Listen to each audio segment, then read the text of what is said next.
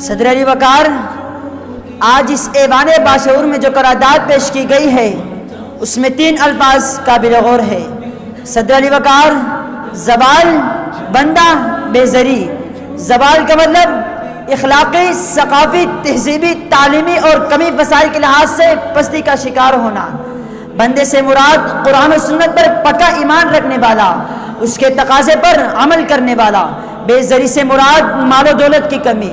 صدر علی وقار اس اعتبار سے قرارداد کا مفہوم کلی یہ دے پایا کہ ہمیں دنیا میں ترقی یا ترقی یافتہ ممالک کا شانہ بشانہ چلنے کے لیے مال و دولت کی ضرورت ہے۔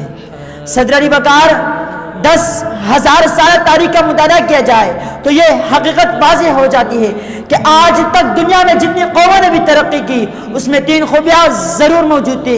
وہ علم میں دوسروں قوموں سے بدتر تھے، ان کی معیشت مضبوط اور باقی قوموں سے بدتر تھے، لیکن آج مسلمانوں نے اپنی اور دیگر اقوام کی تاریخ سے سبق نہ سیکھا۔ آج ہم ان 3 شعبوں میں دنیا سے بہت پیچھے ہیں۔ صدر علی وقار، آج دنیا میں 61 اسلامی ممالک ہیں جن میں سے 57 اسلامی ممالک عالمی تنظیم OIC کے رکن ہے۔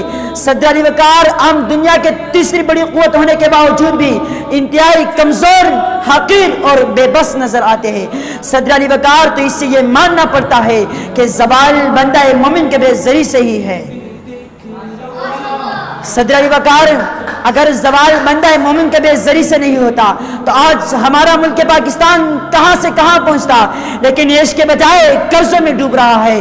صدر علی وقار، اگر زوال بندہ مومن کے بے زری سے نہیں ہوتا تو اسلامی جمہوریہ پاکستان کا وزیر اعظم Imran Khan IMF world bank سے قرض مانگنے کے لیے نہ جاتا۔ صدر علی وقار، اگر زوال بندہ مومن کے بے زری سے نہیں ہوتا تو محمد بن سلمان کو پاکستان کے دورے پر مدعو نہ کیا جاتا۔ صدر علی وقار، تو اس سے یہ ماننا پڑتا ہے کہ زوال بندہ مومن کا بے زری سے ہی